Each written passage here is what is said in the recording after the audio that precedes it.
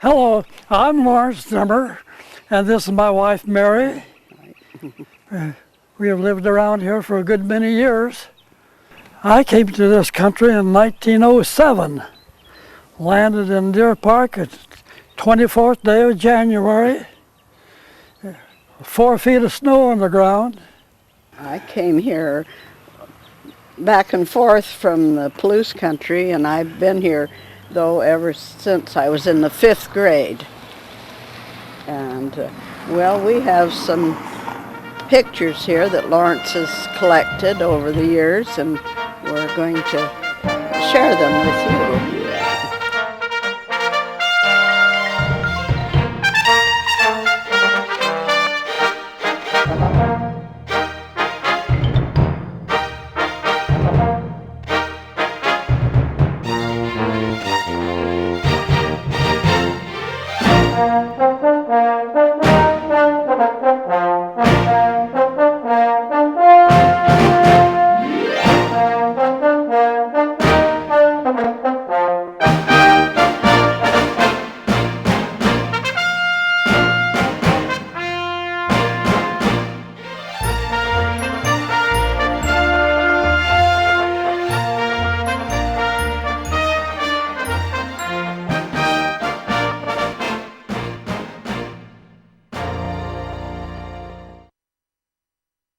We had beautiful trees, streams of water, and lots of deer in here.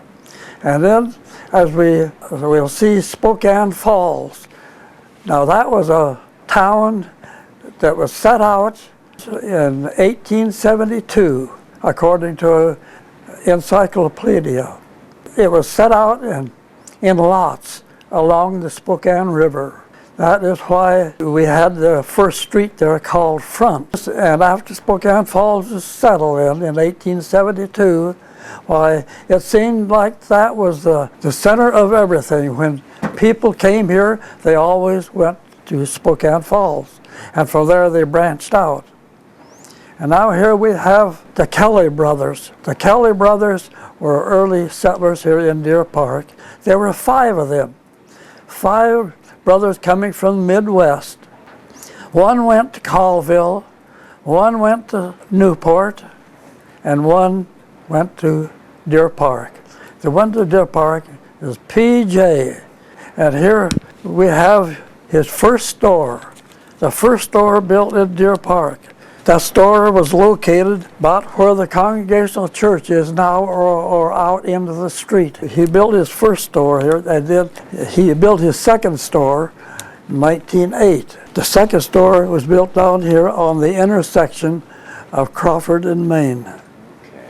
That is the one that has all the printing on it.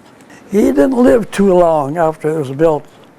When the railroad came through here in 1889, Kellys came here the same year. So the railroad came through in 1889. Yeah. How far did the railroad go? Did they push it on through to the Colville area and up towards Marcus? Oh yes, Spokane, then you go north to Colville. There was a fort up there, and I just wondered if they didn't imagine that there would be little towns between. Sure. And that's what happened.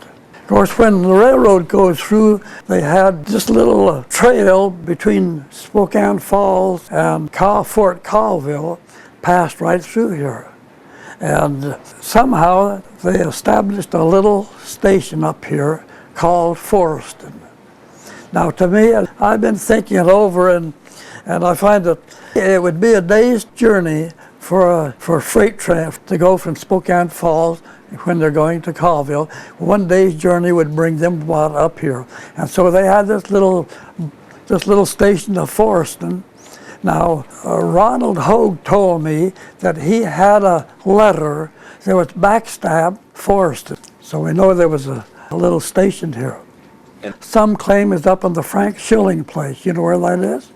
Right up here. North of Colville Street. Yeah. So I say that the town is anywhere right along in here. Of course, we know that the original Colville Road was a windy road.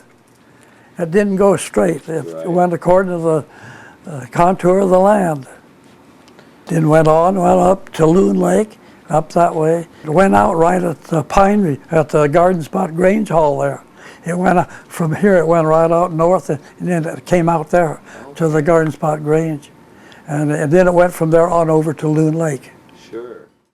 Let's go on after P.J. died. After P.J. died, why, he left O.F. Kelly the store. He was left the store and $50,000. All right, let us stop right there. When we think of what he raised, what he accumulated in those few years, so you see, in order to build a brick building, he had to make that money out of that little wooden structure. Right. So you see how the early days prospered some of the men, some of the people. Yeah. PJ not only built that store, but he built his residence right across the street. The large house that was moved. Well, the second picture it's north. It's a view on North Main, showing Lauer Funeral Home. We have the school, and the picture was taken from the Temple Pharmacy. The Temple Pharmacy was a building on Main and First on the corner, which has now been burned down. Now our next scene is a scene along the west side of Main, north of First Street, all frame buildings. We have the Temple Pharmacy, we can see that on the corner. Then we'll go to the next one. Our next picture is an inside view of Jacobson's grocery store. Jacobson was the people came from Minnesota. He bought out the Olson store, which they had right there next in their build. When the Olsons put that building up, they put in a grocery store and a drugstore on the corner. And this is an interior view of it with Herb Howie and Clarence Franz. Now our next scene is a winter scene taken of the intersection of Crawford and Main, looking north. There's a good picture of the Kelly house. The bank, you can see the bank, lots of snow.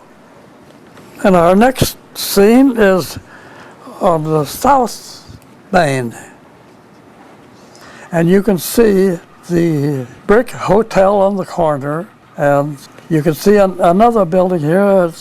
It's kind of, I get mixed up here because this is Arcadia building. And now this is the first service station between Spokane and the Canadian line. Built and operated by George Warner.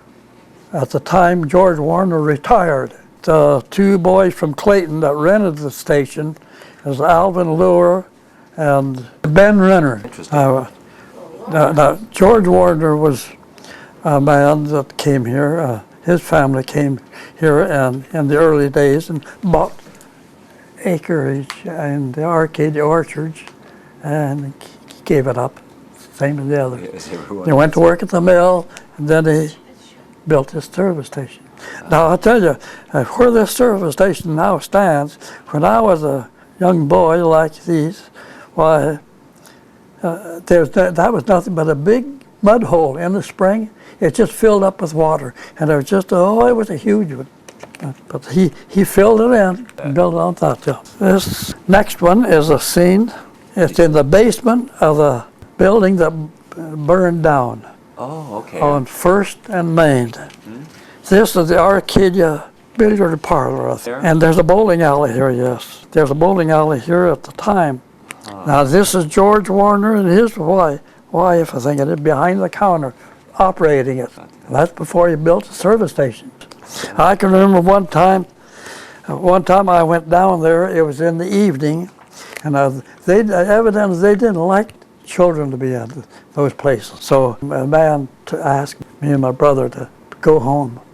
Now this next is a picture of the Tom Ray's livery stable.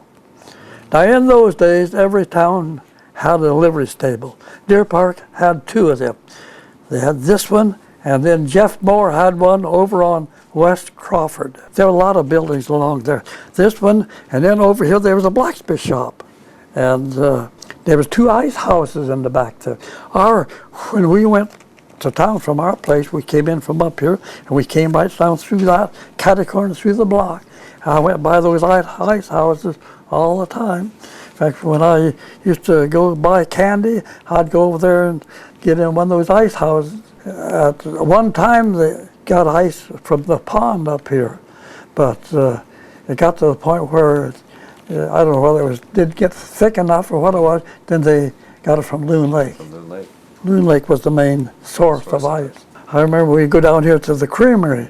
The old ice house still stands down there, and they would fill that in the wintertime. They'd start putting up ice on the 1st of February. I remember my neighbor up there, north of me, north of when I was a kid, he'd send me down to get ice. They wanted to make ice cream, you know. He'd send, and he'd only give me, I don't know, just a few cents, 25 cents, something like that, to get the ice. Now, this shows the first school in Deer Park. Looks to me like it's a pretty small school for the size of that building. No wonder they wanted to build a new school. Right. And here's a picture. I didn't even want to get it enlarged, but my wife asked me to. I wanted to throw it away. But it is it's a Main Street scene, some kind of a doings. I don't know what it is, because in those days they had quite a few of I don't know whether they call it celebrations, but quite a few going on, you know. Oh, the lodges were very active in those days, and they'd put on little picnics. And here we have looking south on North Main from approximately 4th Street. We're probably on the schoolhouse looking south, and we can see the Congregational Church, and we can also see this. Louis Olson told me that they moved this building over and put it on this corner over here. And I remember the building because we went fairly close to it when we went to town from our place. It's over there.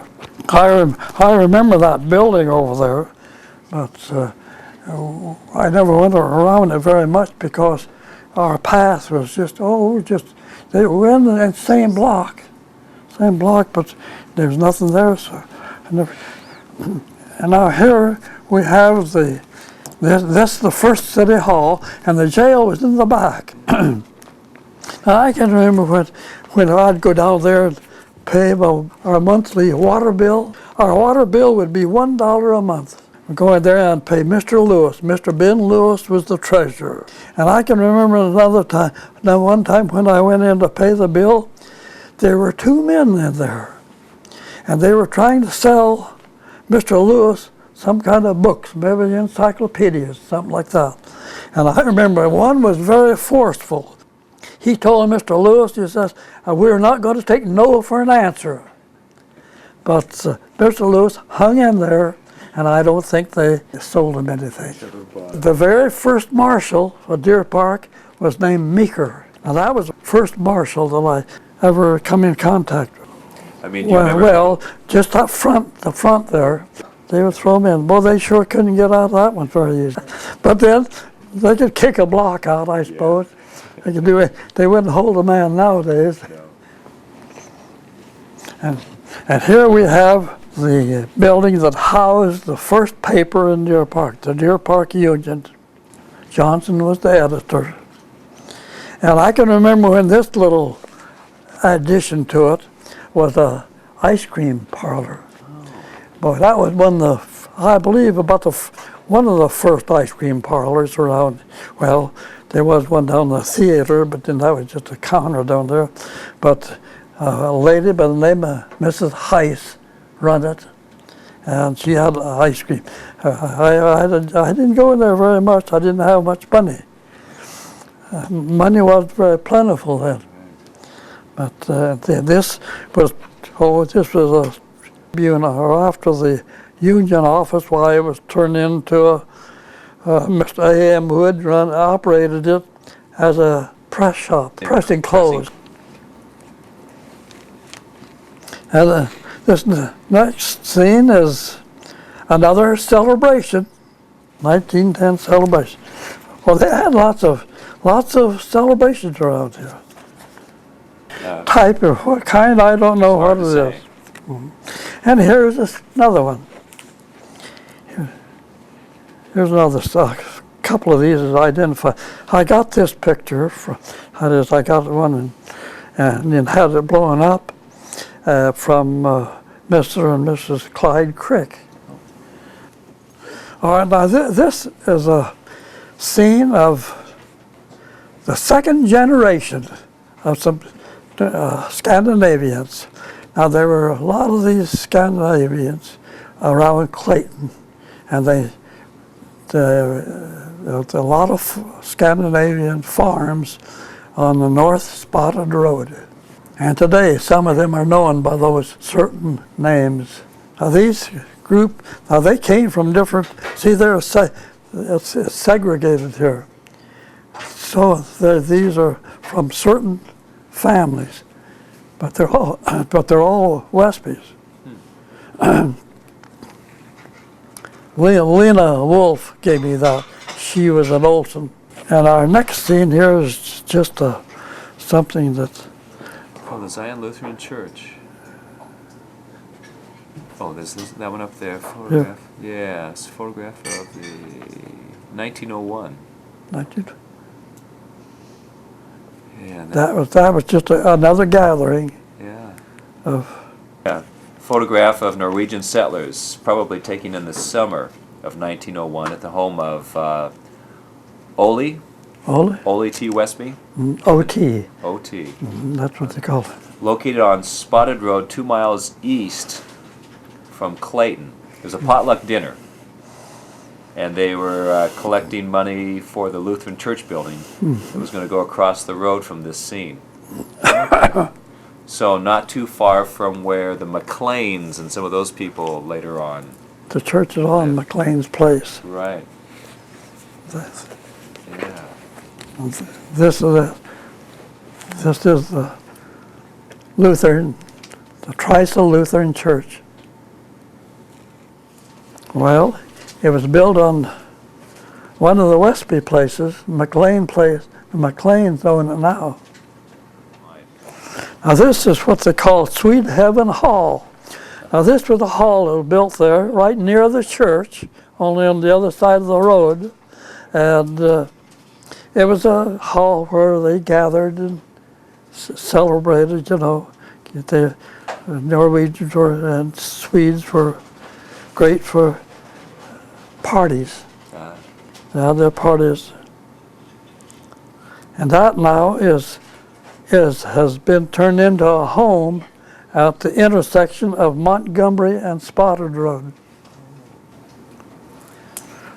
Now we're going to go to Clayton for a little while. Here is the Clayton Mercantile. That store did a tremendous business. And at one time, Clayton was larger than Deer Park. But that was the general store. You could order anything there, from a loaf of bread to a suit of clothes, or a team of horses. Here we come to a parade up there in Clayton. Date on there. 1910. 1910. Mm-hmm. Oh, they had lots of parades. That's 1910 parade. The parades and celebrations probably helped them take their mind off all the hard work that. Well, I suppose, yes. And now here is the pottery plant. The pottery plant crew. Pottery. So let's go from the pottery to the next. This is the pottery plant.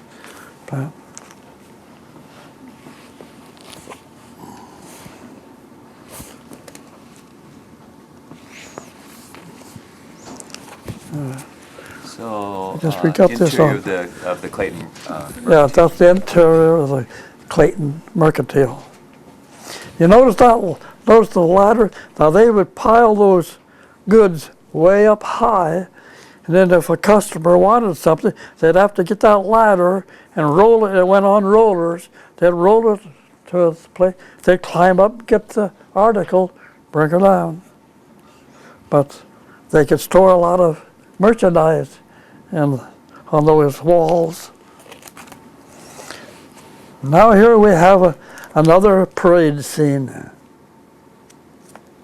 So 1911, this goes back 1911. to Deer Park. That's the Deer Park scene, yes. This is pretty backward. This is the interior of the First State Bank. And remember now that bank was Kelly's. Right. And just think of it, capitalized at $25,000.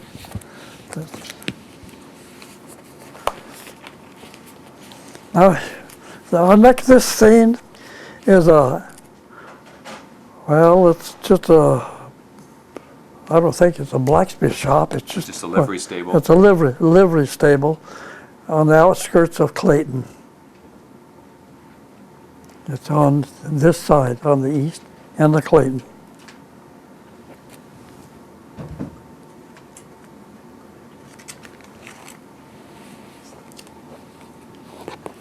So Orchard View School.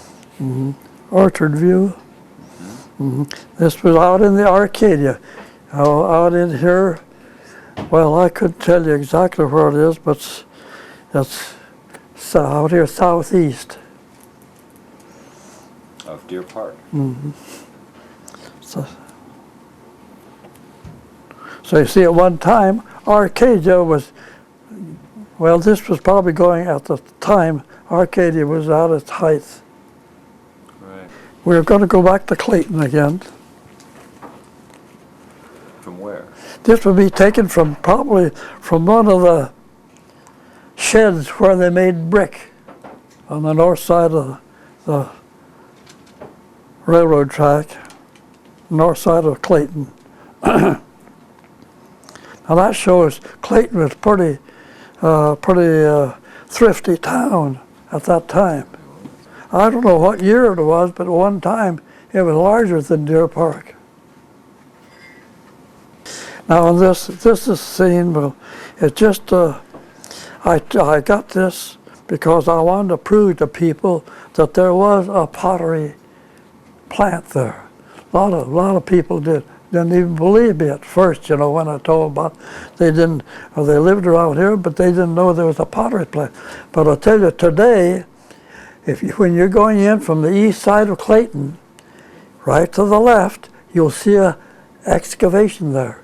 That is where the pottery plant was, or where they got their clay. This is the first depot in Deer Park, in Clayton, and it was destroyed by fire.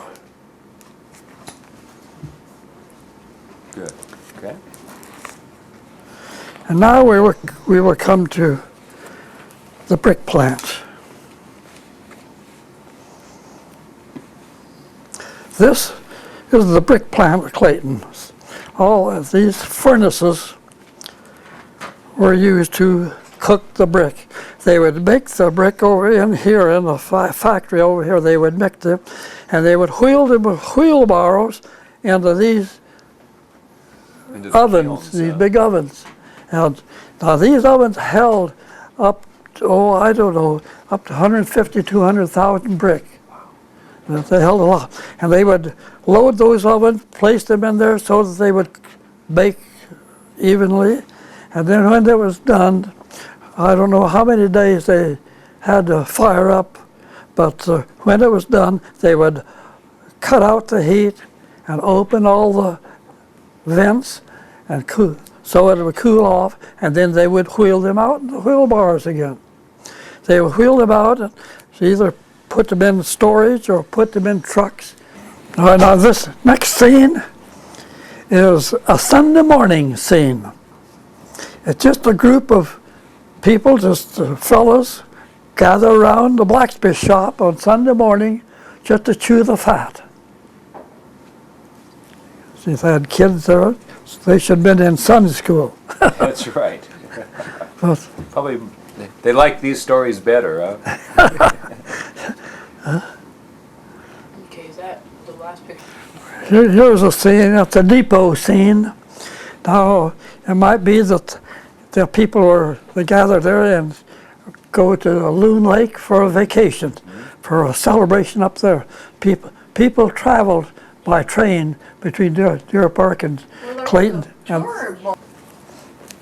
now here is another depot scene. Here is two couples with their girlfriends in the depot office. So now they married. They stayed married all during their years. Well, this terracotta plant was. Do you know what terracotta is used for? Well, you know, down here in the old National Bank buildings, you'll see some work in the outside. Different made of this clay, and also I can show you an example of their work. The Clayton Grange Hall up here. Right, has a bunch of If you ever go in that, you'll see, and it's on the outside too. It's the mountings that's around there. Now these there's 6 floors here, I believe, and on the bottom floor, they would make up the order. They'd get an order from New York or Boston or somewhere for the frontage of a big building they were putting up. All that frontage. They'd get these orders and they would make them down below and take them up above. That's why the building is so big. They take them up on these other floors and put them together until they got the order completely made. When the order was completed, they'd box it up and send it back to whoever ordered it. And once in a while, they'd get back there and those fellas could get it till probably the last piece in it. They couldn't get it completed. And what would they do? They would send one of these boys that helped make it, they'd send him back there and to fix it. No. All right, then we come to here is the Clayton baseball team. Well, they had a good team. They're very active. And when I say active, well, here I can prove it, but here they have an orchestra. They have a band. Thank you. Oh, you're welcome. They have a nice band there. I bet they could make some noise. I'll bet they could. This next picture is a picture of a store that was right up here on Main Street, and here it is right in the early days. There it is before. So it was sitting in the right place. It was sitting in the right place, but he was out in the streets. When we came to this country, that store was operated by a man by the name of Brown. And I remember when later on, a man by the name of Charlie Scheifler ran it. And I can remember when it was not a grocery store, but it was the Gilgers had a butcher shop in there, and I can remember. Of course, I was a little shaver then. Over on this side, there was a counter, a pretty good sized counter, and all they had in that counter was a box of chocolates or a bucket. I think it was a bucket of these grocery store chocolate in there. And I'd go in there and I'd buy a few of those chocolates every once in a while. I can remember that.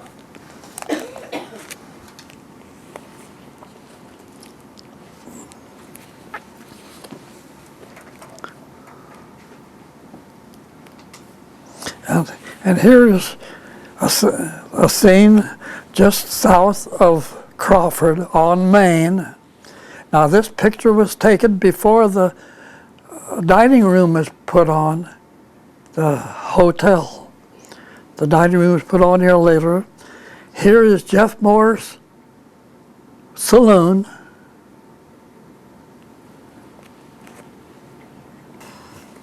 And this was another Main Street scene. It gives an awfully good view of the Kelly building.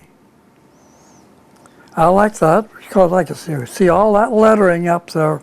Now that was put on after PJ died and Fred Kelly inherited it. Right, because it says Fred. O.F. Kelly. Yeah, he put his name on there. That's a nice picture. Mm-hmm.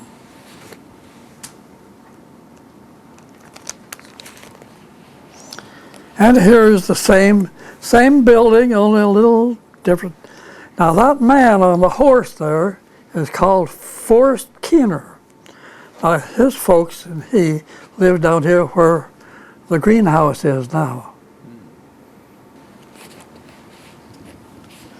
Now this looks like an evening scene when the evening train is pulling into town. Winter. Oh, it's the winter season, and it looks like it's pretty cold too. Well, that smoke is going up there. And there's a second. Now this picture of the hotel. The reason I wanted this picture because it shows a good picture of the depot. Not many people believe there was a depot up there. You know, they think it's just where this one is now. And this is a picture of the depot. This is in later years. Now they took this old, first they built the new depot, then they took the old one and put on the back there, they used it for a baggage room. Okay. And then they decided to destroy them or take them down. They did away with the old one, and this one, you know where that is. Right, which is now the video store. Mm-hmm. That, Now here's our last picture of this album. This is the picture of the elementary school in the early days. Now in the upper part here was the high school. so the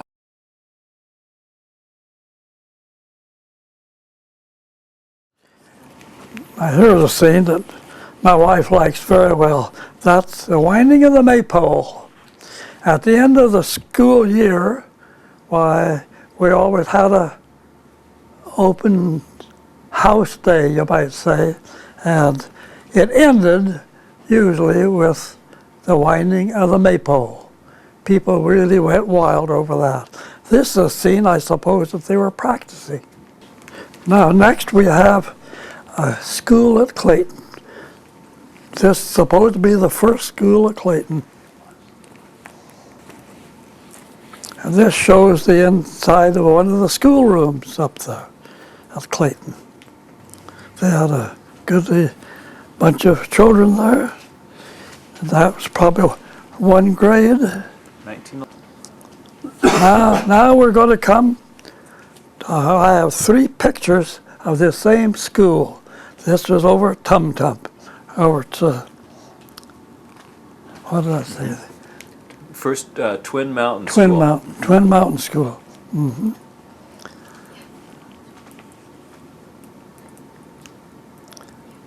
Now that is the first picture, and here is the second picture I have of it. This is a little later on, or a little earlier. This is a little earlier, really. Now here's the teacher, Walter Bushnell. And there is his 8th grader, I guess, and believe it or not, she became his wife. Yeah. I thought I had 3 pictures of it. 1, 2. This is that's the border school. Oh, okay. That's the border school up toward Horseshoe Lake.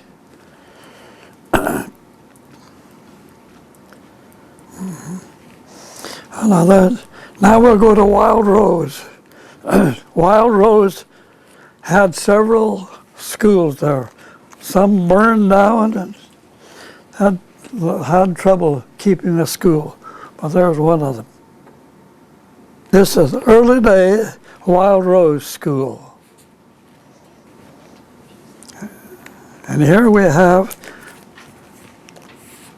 the last school. This was the last school, which is now the Wild Rose Community Center. Nice school, 2 rooms there. Beautiful building, still standing. Should stay there for a long time. Now this one, cement block, but this is the Olson Spur School. The reason they called it Olson Spur, because Olson lives a short distance from it, and they did a lot of cordwood cutting and hauling. And there was a siding put up right near this school here along the track. The track ran pretty close to this, and there was a siding put in there. They would haul their cordwood to that siding, load it on boxcars. They'd take it into Spokane, mostly to Johnson Bungay. Johnson Bungay was a wood dealer in Spokane. Or they would put it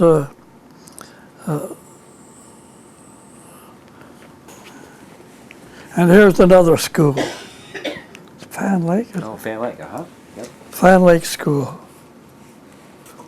One of my classmates taught there for 2 years, Catherine Eddington. So the Fan. Here's another school. Oh, Burroughs, First Burroughs. Burroughs, now that's on the corner of Burroughs Road and Spotted intersection. Now here's a picture of the Forreston School. It looked more like that when I went to. I attended it for a short time. Maybe I attended from the time it started in September till spring. That's one of them. And all these people are identified. Here's another picture of the same school taken at a different year. And I have them on. There's only one part in here that I didn't identify. And then here's the third one right here. Third picture. I have 3 pictures, 3 different years. And there's the Lucy Sievers. Isn't she a beautiful teacher? Lucy Sievers. Was Lucy the teacher there all those Well, years of those photos? she was here in this one, Right. but not the other. No. Yeah, just the one. One here, his name was Heel. Go ahead. All right, well, this morning we're going to show you a picture of the Lost Springs School. This school is located about 3 miles northeast of Deer Park on the Sherman Road. I had a hard time getting this picture. I searched around here for years before I found it, but I finally got it. And then the funny part of it was, when I did find the right picture, why, it was right here in Deer Park. And it was kind of a surprise to me, but I was well pleased with it. And so we'll go a little further away. We have a picture here of the Lost Springs, the Williams Valley School. This was the first school in that area. And that's about all I can say of that. Mm-hmm. Well, do you know any of the people in Well, there? yes, they're all the people in here are itemized right there. And now, here, this picture, we're going to go over to Elk. And I secured some pictures there from the Elk Lumber Company. And this one is the one that takes in the yards and the outskirts of the mill itself. And this next picture shows the mill itself. This was a pretty good-sized mill over there, but they cut all the timber away from the area, and they did away with it. There was quite a lot of business there. They had a hotel, they had a store, and and a few other things too. But when the mill went down, why the rest of the business was closed. Here's a picture of the advertising. They too advertised a lot, same as they did around Deer Park. About their cut over land, and people come in would get that land. It was very reasonable, and at the time the mill was there, why they could buy it through the mill and work it out. And this scene shows. You skipped a Oh, page. excuse me. Oh, yes. Well, we've often talked about the Tungsten King mine, and this photo shows the mine after the main part of it had closed down, and it was operated by just independent people. And here are three people, three of them here. Bill Markwick was the main. Bill Markwick was the main man.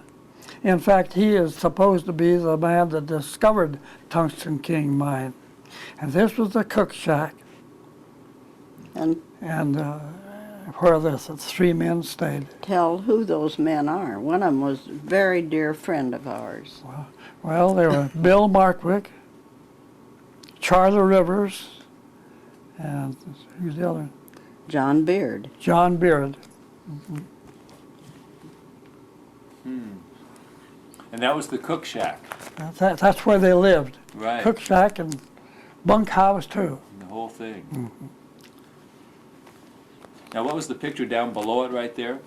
Well, didn't I? Elk, Washington. Yeah. Well, you didn't tell about Oh, that. I It was a skipped park. this. You I didn't s- tell about the park they had there. Oh, okay. I must have skipped that, You didn't I? did.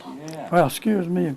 Well, this shows how the depot agent kept his yard there around the depot, and the scenery was very good. He had flower pots on the fence posts, and he had quite an area there. In fact, one time when the Great Northern Railroad came out with this annual calendar, it had a picture of this Is that? man's work there at the depot.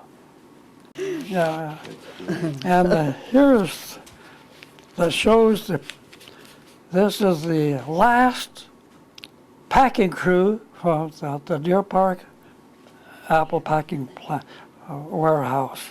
It's 1927. Now, this was not Arcadia work, but this was several years after Arcadia went busted. And it was done by the individual farmers. Some of them stayed on for a few years after the water went off. And here they had a crew to put up that crop of apples that year. My sister was out there in there. Well, it's the first house on Dragoon Creek where the Gimmel's Mill was located. Gimmel's Mill was a very interesting place because he had come from Half Moon Prairie and built this mill on the creek. And the creek, it's very interesting because we used water power. They had a water wheel there. They had a dam, and then they had a huge flood one spring, and it washed the dam out. And so they went to steam. They advanced a little bit. And then, of course, he sold his mill later on. This is the Gimmel family here. And this one man here is said to be one of the originators of the Arcadia orchards. Oh, really? Who is he? What's his name? Can you see his name? I don't know who you're talking about.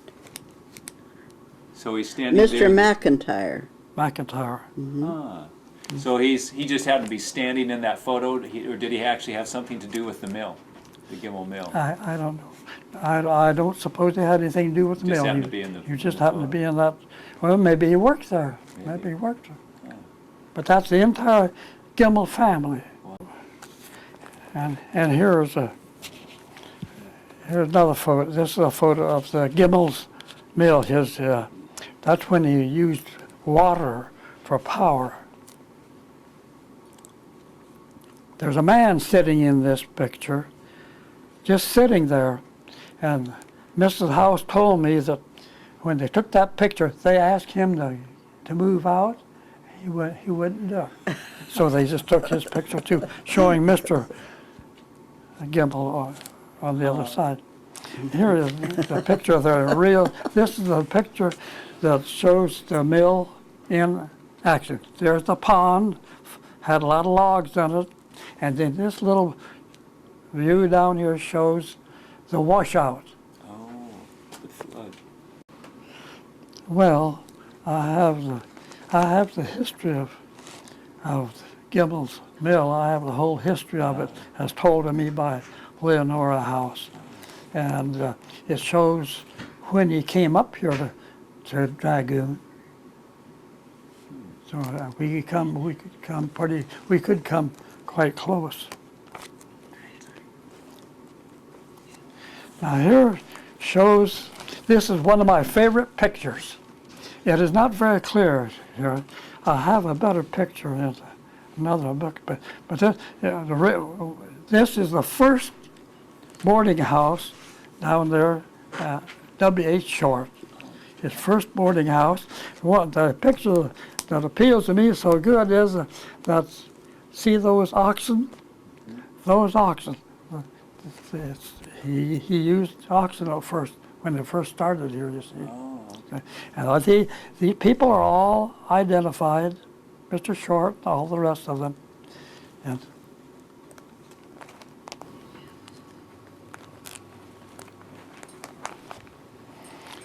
now this shows the boarding house after it was remodeled as a residence.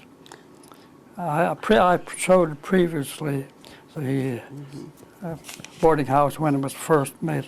Short's boarding house. And so he completed it, put all that fancy work on in front. And now we have a picture called Old Buck. Old Buck was one of Mr. Short's sort of his inventions, his idea anyway, because he was trying to get logs in there. And so he got this, and it pulled 4 trailers back there. And as you see, they are full of logs, but this did not work out satisfactory for him. He was always one of these go ahead men. You want to get it better all the time. And so that was abandoned. And they had a more modern way of logging in. Here's a picture of his first mill. Now this is the first mill he built after he came out here and bought the portable mill from the Western Mill Company. He put this, and this one was destroyed by fire. I don't know just how long it stood, but the fire took it. And here's another picture of the same thing. It only includes the Congregational Church over there. That is what I was going to have that story of Charlie, but you beat me to it, Mary. Okay. And here's pictures showing the mill that was rebuilt after the fire. It was a dandy mill. Well, I remember when I was just a kid, we used to run around in that mill. That is the skeleton part of it. It had the roof and all that on it, you know, but a lot of the other was gone. The burners were all gone. And old Buck used to sit right out here. And we used to go around, play on it, you know, and around. And that's where it was when it was, I suppose it was cut up for steel. Yeah. Here's the completed mill that Mr. Short made. And this was, there's quite a bit of history to this little mill here. You would wonder, you would think that the brick, now this was all brick, you would think that the brick would come from the brick plant at Clayton, but it did not. Mr. Short bought a mill down here, a brick mill down at Denison, and he moved it up here to the upper end of the what is now the pond, and he built a tramway down across the creek, and there was a pit there. That pit is still there. I went by it here, quite a few years ago, but it has all grown up with black pine trees now, but the pit is still there. And he made that, he made that mill out of that clay. Is that right? Billy Weiss was the head operator of the brick mill. Ernie Weiss, his son, was telling me about it. And I can remember going back and forth on this tramway, and we used to fish from it too. And it was just had a little tracks, just 2 tracks. And up here at the mill, I can remember, the only thing I can remember about it, see, it wasn't much of a shed. It was just a shed, just a good roof over it, and because it didn't stay long. But I can remember seeing it looked like, looks like pots that a woman would make bread in, bread pans, and I can remember them. But that's all I can remember of the mill. So he made brick just long enough to get enough brick for his mill. That's right. It was.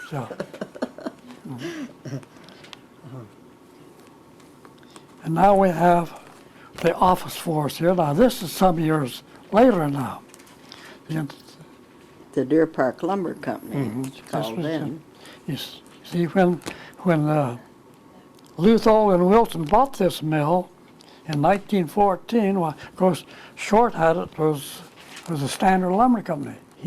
When he got it from the Washington Mill Company, he changed the name to the Standard Lumber, and then when the Luthold Wilson bought, they changed it to the Deer Park Lumber Company. And here is their office and office force.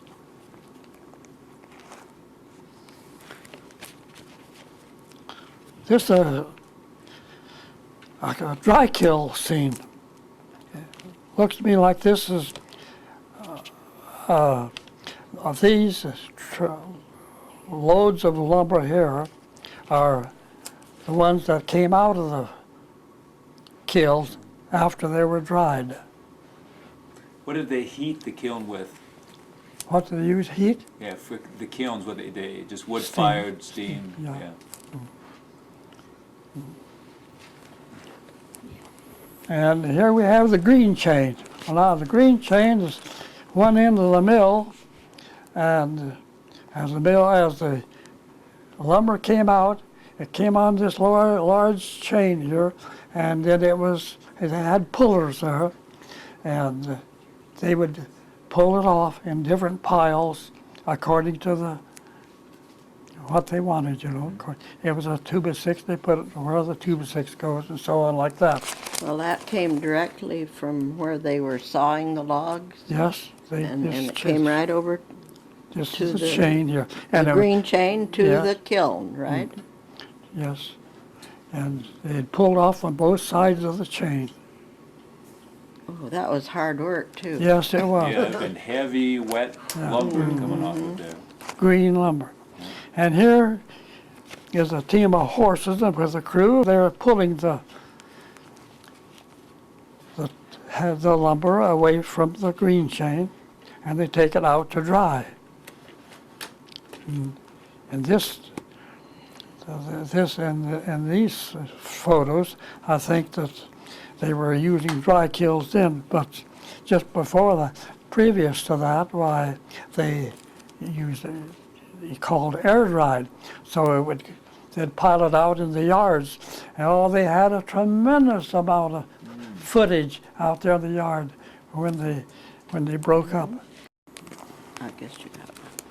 And here is shows, you see, they did a lot of work on the Spokane Indian Reservation.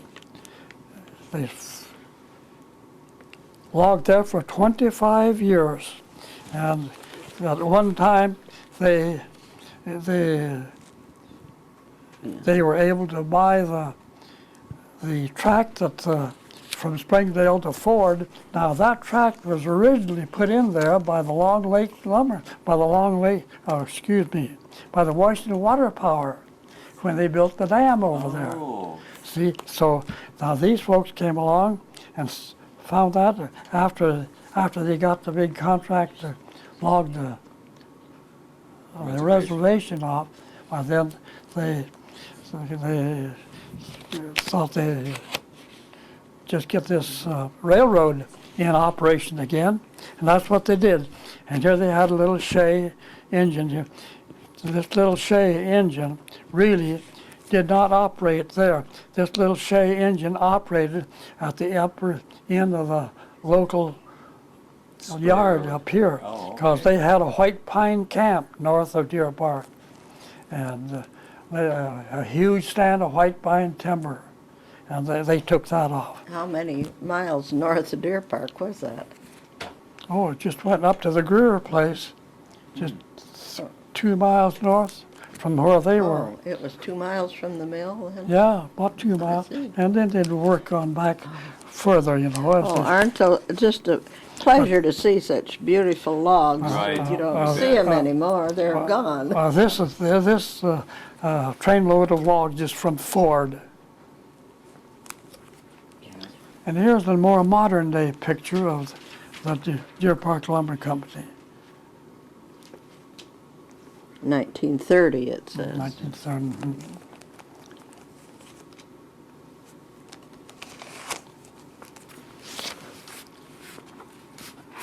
What does that say?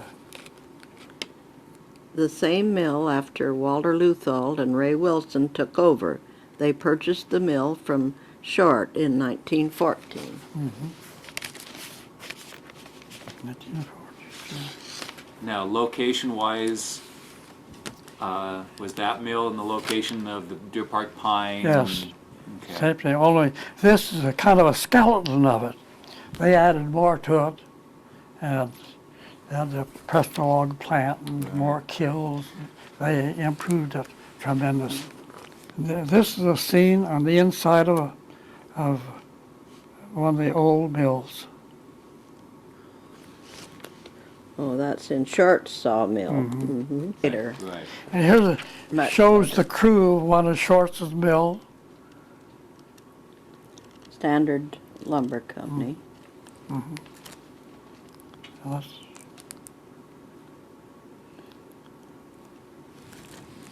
And some of the people are identified in that even. Yeah, yes. I think I got this from one of my classmates. Oh, Her father or grandfather is in this picture. I see.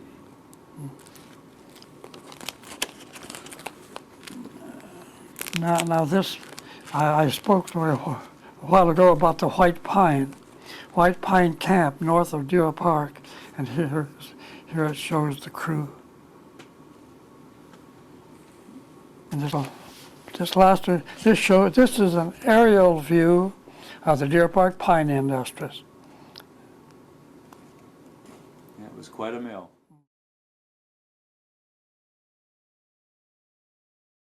Third? We are going to talk about the Arcadia Orchards, first thing. Oh, The Arcadia Orchard was a huge orchard project. Started in about 1906, and it involves many people, and it is really an interesting subject. We have here a picture of the Ian Robinson residence. Now this house is located on East Crawford. It was built by the original owner. And he was one of them. Of course, there were others too. You'll find in the south part of Deer Park, you will find several houses that were built by all Arcadia people.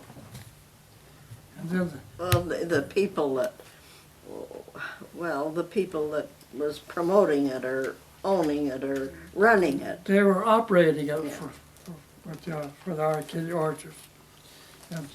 And they would sell these lots to people, some of them far away, people in Chicago, New York, and I think they even advertised in London at one time.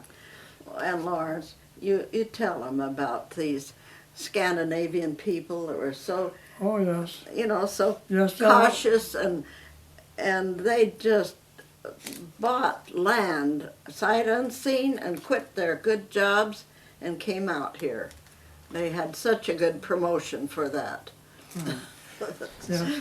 Well, out on East We Crawford, know these people that did that. on East Crawford, there was a settlement of Scandinavian people. For instance, there was Norses, Holdbergs, Strandberg, Sathers, all Scandinavians. And And most of them moved from where? pardon, Where did most of them come from? Chicago. Chicago. The, Well, most of these people, I think, came from Chicago. And of course, they settled together out there. they had good jobs though, machinists and all that, and they just, my idea of Scandinavian people is they're so cautious. Right. You know, they wouldn't ever do a thing like that, but these promoters sold it to them, and they came out, and they stayed here too.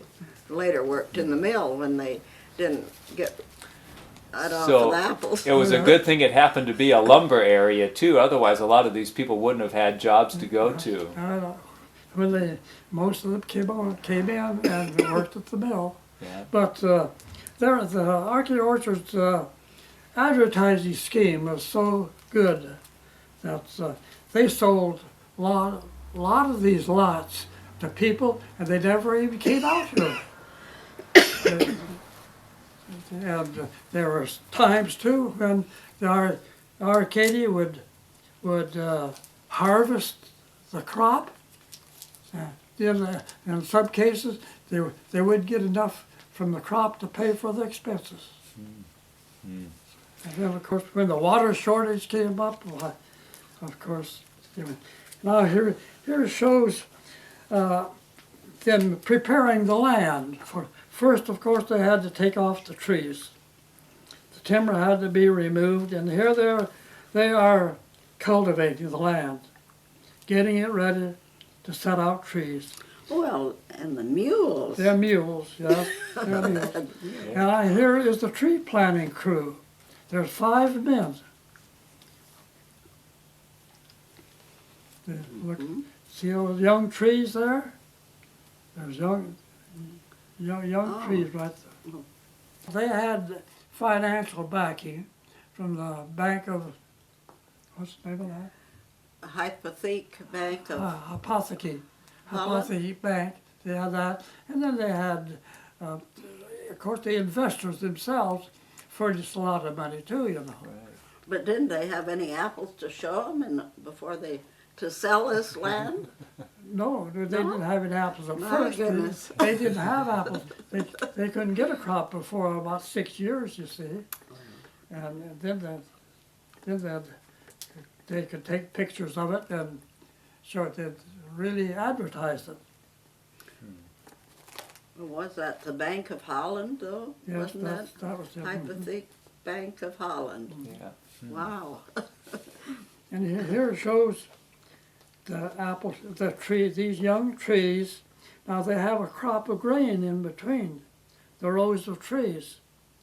Now in those days, why, of course, out east here, the topsoil was not very heavy, and so they could grow a crop of grain maybe for 2 years, and then then they couldn't grow it anymore. Here it is, about 2-year-old orchard, and there's no grain in there, so they didn't try to irrigate that. But now those are nice looking trees. Here's another scene. Now this is a very young set of trees, but the grain crop looks pretty good to me. There's someone standing out here typifying the height of the tree, you see. He says, it's so, as he's standing there and he's holding out his arm. So now I don't know just how old that tree, whether those are 2-year-olds or what. Or more. Right. Here's another scene that I don't know whether it's 2 or 3-year-old. What would you say, Mary? I don't know. Maybe 3. Let me see. What is it? And here, of course, after they got to producing apples, why, they had a great display down at the Spokane Interstate Fair. And here it is. Those were those 40-pound boxes of apples, and there's quite a string out there. So they did have apples. Oh, I remember going out to the orchards when I was a kid, you know, going out, used to hunt rabbits because there seemed like a lot of cottontails out in there. And they used, one time they used vetch as a cover crop. That's after they were unable to grow any grain while they wanted a cover crop, so they grew vetch. And you know, you grow vetch once, you can't get rid of it. And here's the scene showing the canal.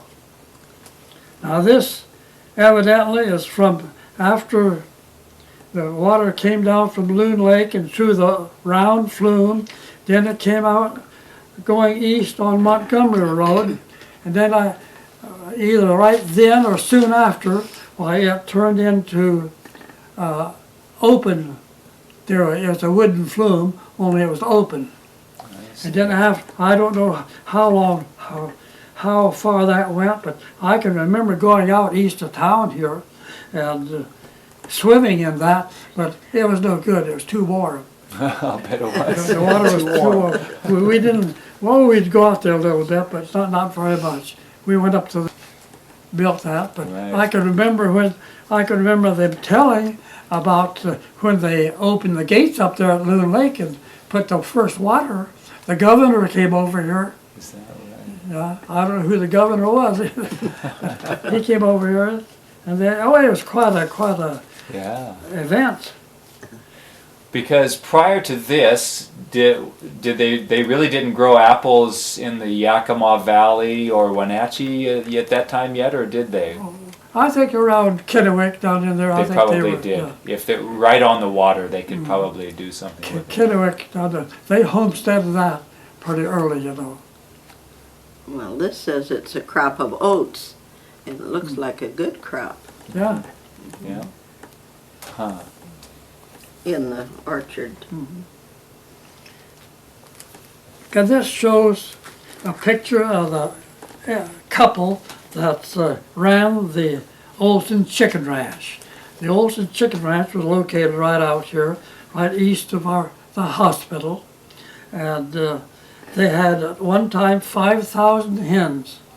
That was a tremendous amount of chickens in those days. 5,000 hens. And this couple, can you read the name, Mary? Mr. and Mrs. Felix Varon, Felix Varon? managers of the Olson Chicken Farm, east of Deer Park. But I remember he done away with the chickens, and I remember people getting little chicken houses. They had a lot of small houses for their poultry. And then, of course, here's a scene the old-time threshing machines. The very first kind. It's horse-powered. Now you wonder how come it could be powered by horses. Well, I'll show you how. Here is a group of horses here, and a man is standing up in the middle. And all he has to do is keep those horses moving around and around that circle. When they moved around, they drove a shaft. They powered a shaft from their middle in there over to this large bull wheel. There's a bull wheel here, and it's from the bull wheel there was a belt running down to the thresher. And as long as they kept these horses moving around and around, the bull wheel would go around and around, and that would power the thresher. But that was probably a slow operation, but it did work. And then this, I think people were so clever. Oh, they this were. shows steam. They have a stationary separator, and then they have steam, a steam engine out here, a belt running from the engine to the thresher.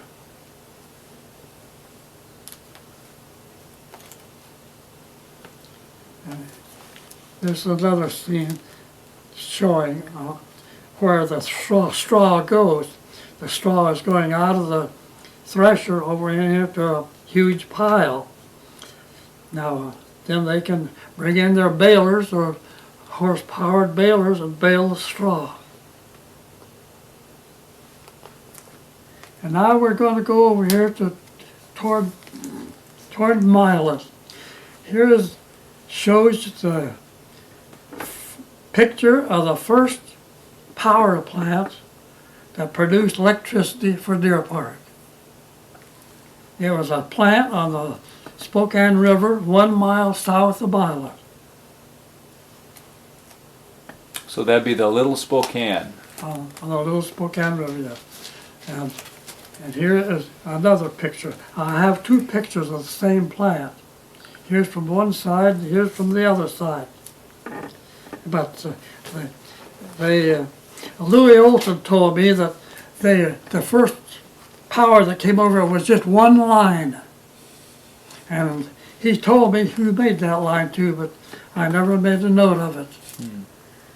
It says 1909. 1909? Mm-hmm. And was there any, was the REA or was there any company that owned that, or was it No, private? this was owned by the Mendenhalls. The Mendenhalls. And they built this house up here on, it's just off of East Crawford to the north there. I don't know what street that's on. Just on this side of Erickson Place. And is it back a little Yeah, ways? uh-huh. And it faces east? Yes. Oh, okay. You know where Yes, it- I do. Well, Yeah. that was Mendenhall's place. Huh. well, that was the OC. Of course, they didn't buy it. Yeah. So that house, there's the Hilltop Church, right? Across, Yeah. And if you took that road down there, it's on the same side of the street as the Hilltop Church, about halfway down. It's an older house right there. Well, Mendenhalls bought it. Now after, see, that house was built for the horticulturist of Arcadia. Craig, O.C. Craig was his name. He's superintendent of our Methodist Sunday School. I see. He built the house, or they built it for him, and then Mendenhalls occupied it later. Well, then does that mean that that was the first electricity in Deer Park in That- 1909? That's right. That was the first time they had electricity. I bet they thought they were great. Well, even then, it was years and years before a lot of people got it. Right. Yeah, that's true. Yeah. Now Lots. here we have a picture of the John Beard residence. This is located right down there on Crawford and what's the first street? Vernon, isn't it? Arna. Arnhem. Arnhem? Mm-hmm. No, Vernon first. Vernon's first. It's right here is where the expressway is. Oh, you bet. Right This across is the from. expressway parking lot right here. That building is still standing. See what nice garden they have? Oh, And Laura, you got a lot of your pictures from the daughter of John Beard. Oh, quick. Here it shows the Twin Mountain Schoolhouse. Here's a freshman class. mm-hmm. The freshman class of 1912. 12 1912. of Deer Park High School. The freshman class. Here we haven't got a freshman down here, have we? Not yet. Next Year, year Brett we'll will be a have- freshman. These are all identified. All these fellows are identified here. I remember them well. I was in grade school, of course, when they played. But I can remember one time they played Meade, and Deer Park beat Meade is 120-0. Whoa. And Coach Gene Swenson. yeah. And here's Duke Slater. Duke Slater was one of the main football players. He went on to play football for the Washington State College down at Pullman.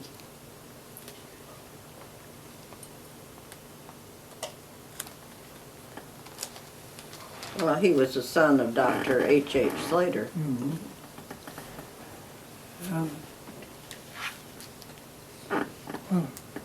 when was that? 1910, built in 1910. Oh.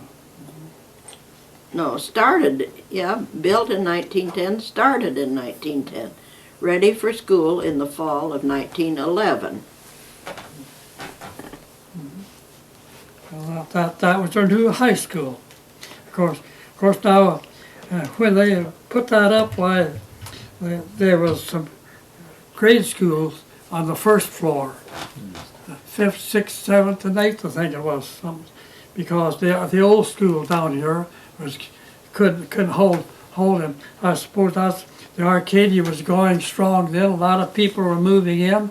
They needed more room, so they put some of the grades down below and the high school on the second floor up there. And now they've restored that building, so it's the City Hall. City Hall, Deer Park City Hall. And here's the resident, Dr. H.H. Slater's residence. He put that up when he first came here in 1902, I believe, 2 or 1903, and that is Lauer's funeral home now. Oh. It doesn't look like it, but it. Dr. Slater was quite a character around town. He used to keep track of the thermometer for the county, and we used to have some terribly cold days here in the winter time. And one time, well, it was just day after day we were colder than anybody else around, and it got so bad that they I don't know, some people didn't believe him or what it was, but it got so bad that he gave it up. Is that he right? quit taking.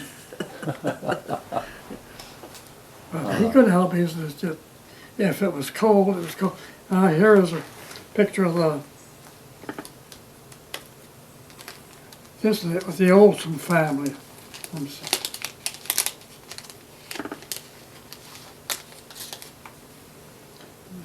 The Olson family with 12 children. Now some of these children were born in the old country. I don't know which country it was because so she was Norwegian and he was Swedish. So that those kids are all half and half. Right. But the Olsen family, oh, that was a. I don't. Did I tell you that the other day I don't think so. about the Olsen No, family? so let's talk about the Olsons. You don't think so? I don't think so. Well, listen. Well, let's stop right here then and talk a little bit about the Olsen family.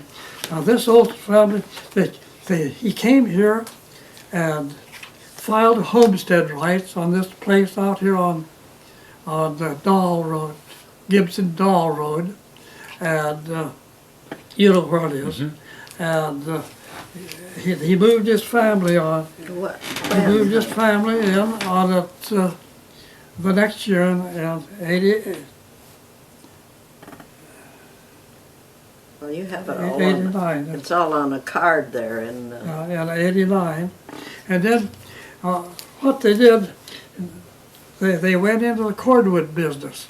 Now there was cordwood all around this area, right out, and they had 160 acres there. They cut lots of that off, and they went into the cordwood business so big that they went in. They had a contract with Johnson Bud Gay, a fuel dealer down in Spokane, and they would ship it down by train. Now there was a spur located right out there by their place. And, it was Oh, which Olsen was Spur. right? Which what the name Olsen Spur? Olsen Spur. yeah. Many a carload went out of there, and now let's go. In 1902, he went into the mercantile business. He came in here to Deer Park, and I don't know whether he bought a little store there by, well, the hotel was on the lot, and that's where the hotel is now.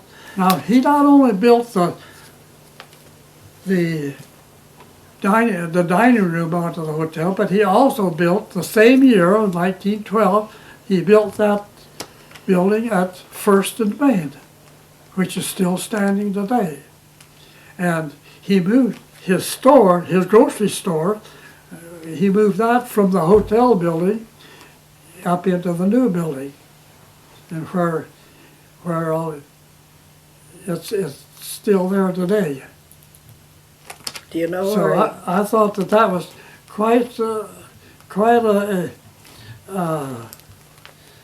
prosperous family. I think they must have had good. They must have had good business ability Good to business do sense. all that in those years. Now, we talked about this earlier. The location, when he moved the store around and it became the office for the Arcadia Orchards. Now, that is, today if we went and looked at that, that is where Odinsky and, Well, Odinsky is they're in the brick building. yes, Well, this was not. that's true. The store wasn't a brick No, building, was no, it? it was. That was just the addition that was put on. This other part is occupied by the insurance company there. Okay. So where the insurance company is, was the Arcadia office? That's right. Okay. And the restaurant that was added on to the hotel, that would have been in brick also? Well, right Okay, north. so right that's north. just north of that. Okay. And later, that area where Odinsky is, that was Deer Park Building Supply, or it was a building supply for a while Olsen's. there. It was the No, they're Olsen building. Olsen, Louis Olsen. Ah, okay. Sure. Okay. And that had that. And then the service station, the Robinson service station that went just to the south of that on the corner. So that came in a little bit later then into that location. Now remember, there's a residence between Robertson's garage and the arcade office. Okay. There's a resident there. A.L. Ricca. That was his home, Oh, I Mr. and see. Mrs. Ricca. There's a man I remember quite well. I had him do a little work for me. he'd do any real estate or anything. Well, he wasn't a real estate man, insurance for, and he had a wonderful handwriting. Oh, the most beautiful handwriting. Gee, just fine. So that was his residence, though, was That right was his there. residence down between. And I remember when we got married in 1937, we bought the flowers for our wedding from Mrs. Ricka. She had beautiful flowers down there. What was it, $2? For Three. She charged us $3. Of course, she took after we left, she took the flowers, but Right. oh, That's great. well, Okay, so what's next? well. Now, this- anything else more about the Olsons? Now, before we leave the Olsons, Oh, let's make sure that I know where the Olson place out on Dahl was.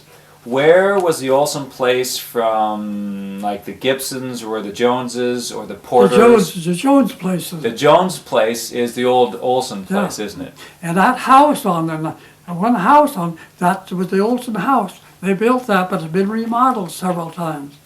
Now, excuse me, is that the house that's farther back? Okay, that's the original house. And then did the Joneses or somebody build the house that's... Jones built the other house too, Okay. yeah. And then Mike Burdett built in there too. Right, he's got the one next. In fact, my parents, when they first moved into this country from the valley, They lived- that's the house that they lived in, I think.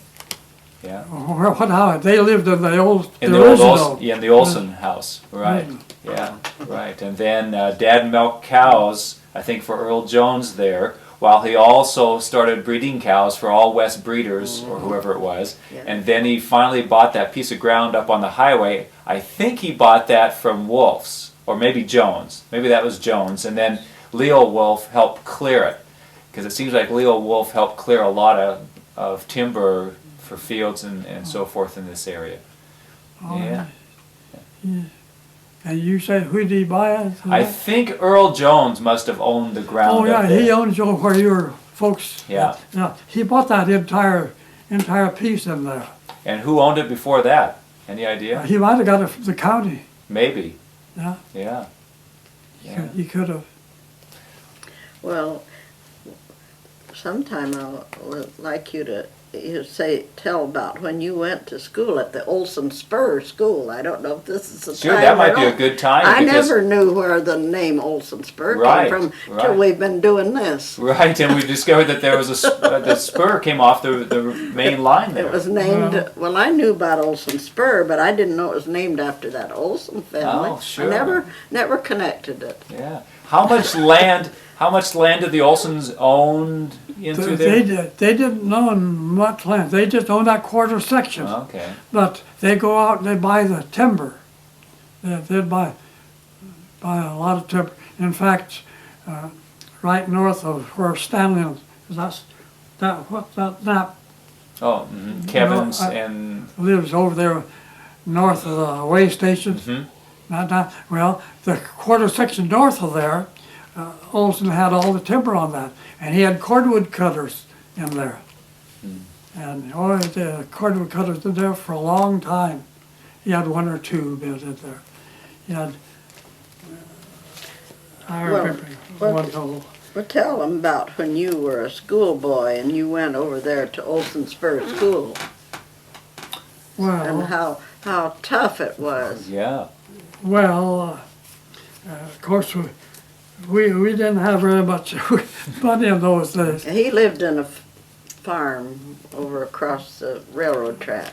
Well, on So the last farm, north of there, East. towards You know how- Naps. you know, Yes, that yes. lived down in the creek. Yes. Right. Now, that was our old farm. Now, Kevin Knapp talked to me the other day because he drives a bus and I was out on bus duty, and he said, well, you know, we've got an old log cabin on our place. Right up there in the picture. Right. And so that cabin is on Kevin's place, or is it across the road? No, it was It's right there on, right on the place. okay. Now, where does that cabin come into play then? Well, it's still standing. That is the main part of it. the kitchen part was torn off, but the other part is still standing. Of course, there's other people who cut the front out and had it for a garage again, but it's all, but Carl Knapp, you don't remember, you remember Carl? Yep. Well, he and I were good friends, and I just got there and worked for him a few times that way, and he knew I relished that old cabin. So he goes and puts the foundation under it, cement blocks under it, and it was kind of leaning a little bit. He pulled that back, straightened that back, and fixed up, and it's there. Got a metal roof on it, got a foundation on it. I don't know how long it's going to stand. It's going to stand longer than I will. Yeah. Now, what was that building? What was it? Mm-hmm. It was our old home. When your father bought that. Yeah, my father came out here And so that was the original place that you Yeah. lived to when you came out here. up to through the end of the 5th grade. I lived there, and I tell you, when we moved on, see, my brother and I were with our dad at the last. We stayed there until the last thing, you know, and so that winter, oh, I got so homesick for that farm. And next year, the year following too, I'd come out, go up here, a railroad track, go out through the woods, come out the edge there, then I'd sit down there and look up there at those log buildings, idolized it. Oh, I was just so homesick. So who did he sell the farm, that place to? To the Knapps, or who would have? A fellow by the name of Durpin. Durpin. He worked at the Davenport Hotel. Oh, really? He got it. Durkin? Durkin. Durkin. Durkin. I think. Yeah. I think it was. And then did the Knapps finally buy it from From him? him, yeah. How about that? Carl bought it from him. Yeah. And how did the Knapp brothers end up buying those two places next to each other? Well, when they came from Otis Orchards, Okay. and they came out and got that place there on where Roy, well, I don't know, Roy's son lives there now. What's his name? Yeah, so David is down on Roy's place, and Kevin, no, David was Carl's place farther down? Yeah. Okay, David Knapp is the son who lives on Carl's place, and then Kevin lives on Roy's place. Roy's the place, sons, yeah. right. Right. Well, Roy's place. See, that Roy's place, their dad bought that when they came from Otis Horses. They bought that place where Roy is. Yeah. And that's a 90-acre farm. That's 90 acres. That's what it was when we lived there on our farm, right south of us. And we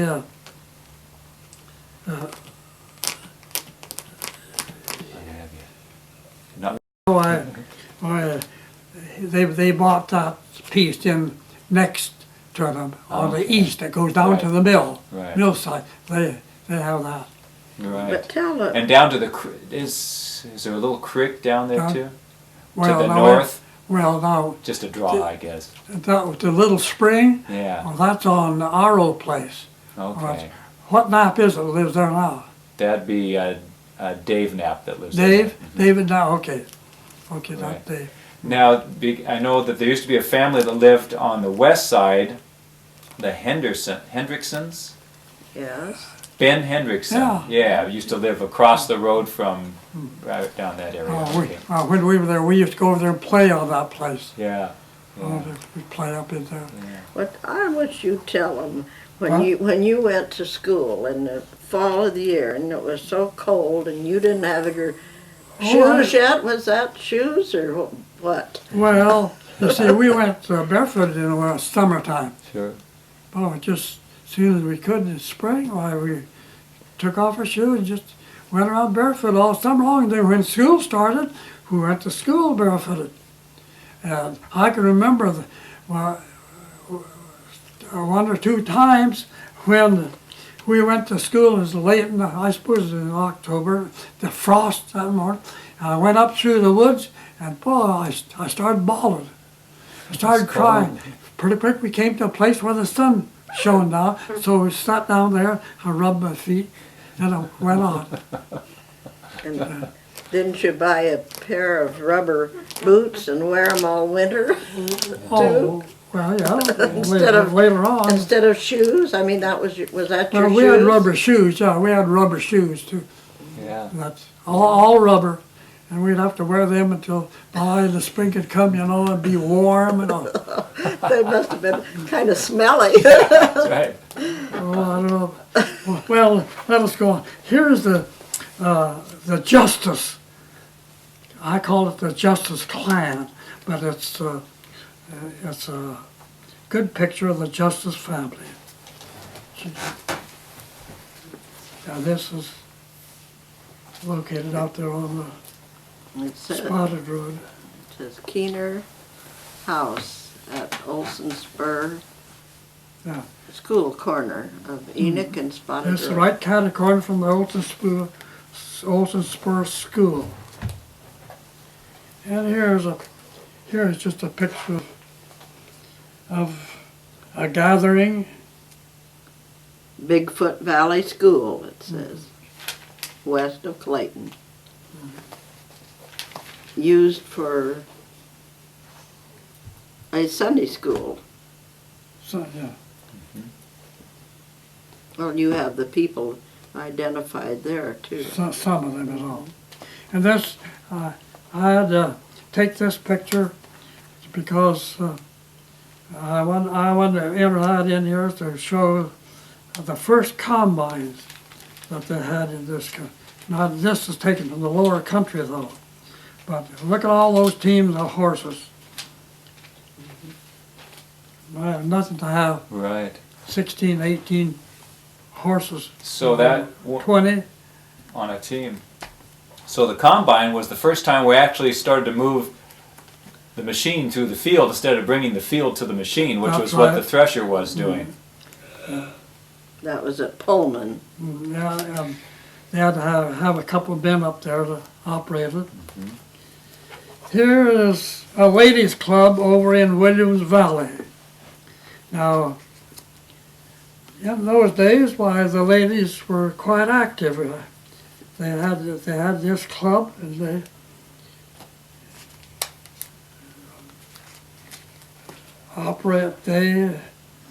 functioned for a good many years. But it was not unusual for have these clubs ever so often, in each district, you know. This happened to be the Williams Valley Club. Then they had them down at Wild Rose and Half Moon, stuff like that. Here shows Burt Woodard's method of delivering mail. You had a team pulling the rig. You had heat in there, a lantern, and he'd go and go and go and go. So he had this district up around here, around Eloika Lake up this way, Fan Lake. That was a bad district in those days because the weather was so bad. The snow got deep. Make it through was with a team. Wow.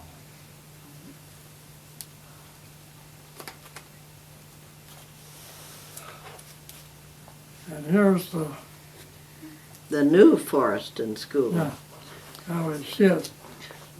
After dividing the district, corner of Spotted and Bridges Road. You see, the original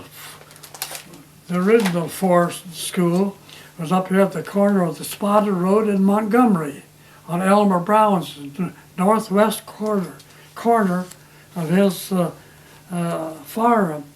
That was the original Forest. So now that was my first school. Well, I think I showed that to you before, where I went to school. And the Forest School was there on the Montgomery and Spotted, and then people from north of that came down. See, and so it had to be divided. So one they built down here at Olson Spur, a mile or so south, and then they built one north up there. And so that the one to the north took the name. They took the name of Forest with them. And this other one became the Olson Spur School. Now, does the new building, does it exist up there on Spotted any place, the new Foreston School? What's that? Yes, it's still there and it's a home. Oh, this forest, yes, it's been remodeled into a home. Attractive home too.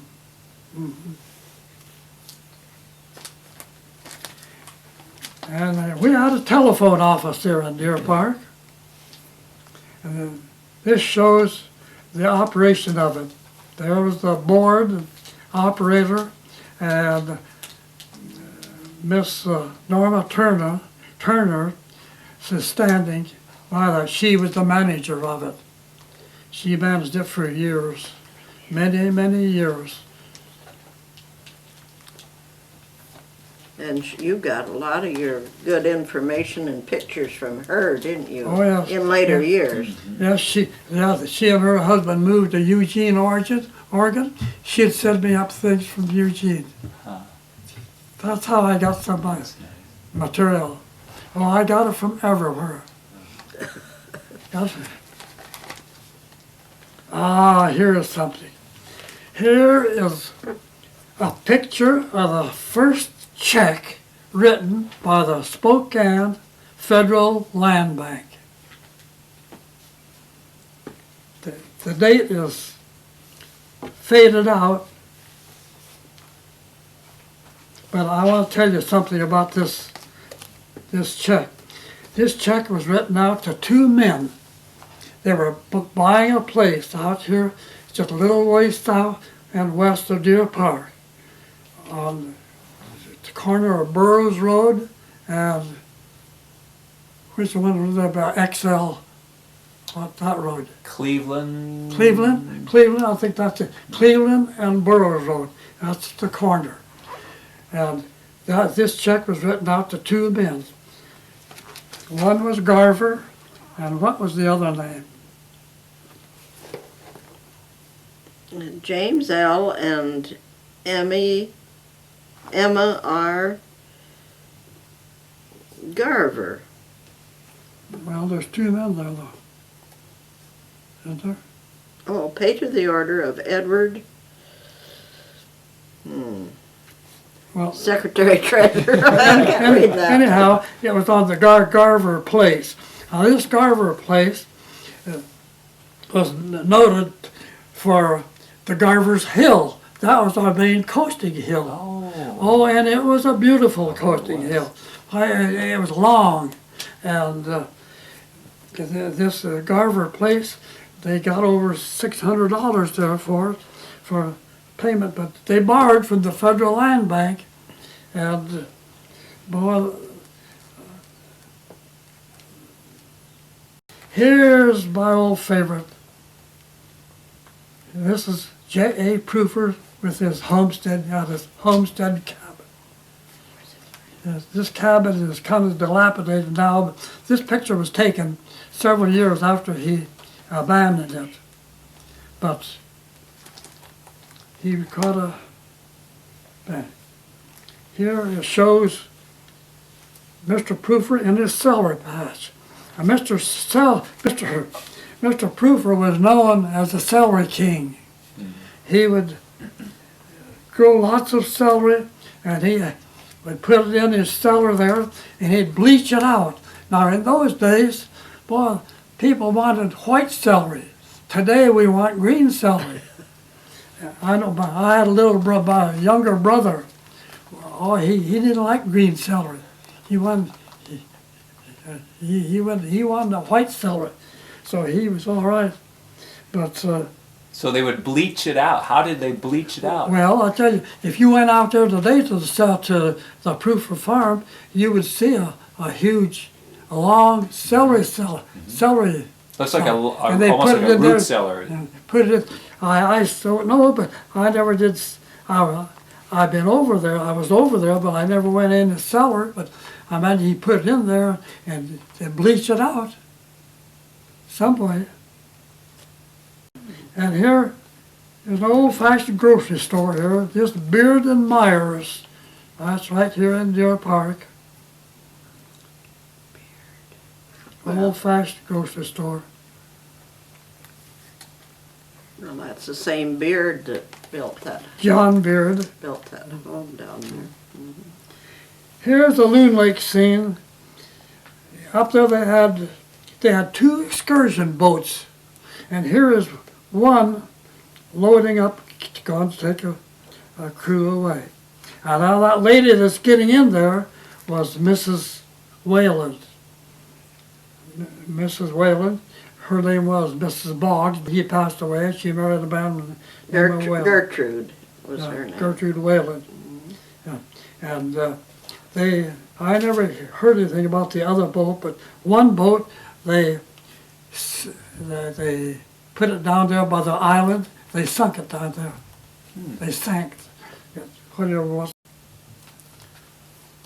And then let's go down to by Dennis again. There was a sawmill down there by Dennison's, and what's the name of it? Sexton, J.F. Sexton. Sexton sawmill. And here is a picture of a yellow pine saw log. And that one log, it is tall. See, there's a man standing there by it. That's as tall as he is. And it has over 1,587 board feet in that one log. And it looks to me like that log isn't any more than 16 feet long, but I know it's a yellow pine because it has thin bark on it. Lumberman would agree with me or not, but the first ponderosa was yellow pine. And then yellow pine did not reseed itself, but this bull pine does. See, Yeah. so the yellow pine disappeared. Oh, I know of one big yellow pine tree now that's up here on Upper Dragoon, and it's a huge thing. And Dr. Snook says he has 2 yellow pines down on his place. They are huge trees too. But the yellow pine is, in my estimation, differs from the bull pine because the yellow pine has thin bark and it has smooth bark. And it also has shorter needles than the bull pine. If the bark is thinner and the needles are shorter, but Plus, it kind of has that yellowish color to its bark a little yeah, bit. in it had between. kind of a shade, yes. Mm-hmm. And here's the Dennison cookhouse and the cookhouse crew.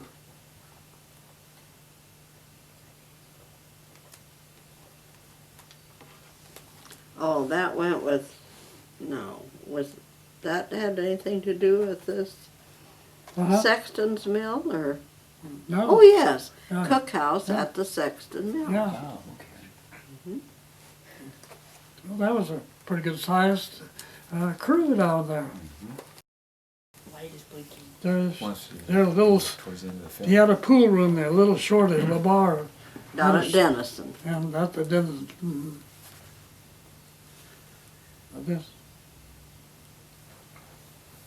Dennison was quite an active place at one time. Well, you know, that's where the Arcata built their first warehouse, right in Oh, Dennison. really? And because Dennison, of course, was supposed to have had the best soil over the west of the town.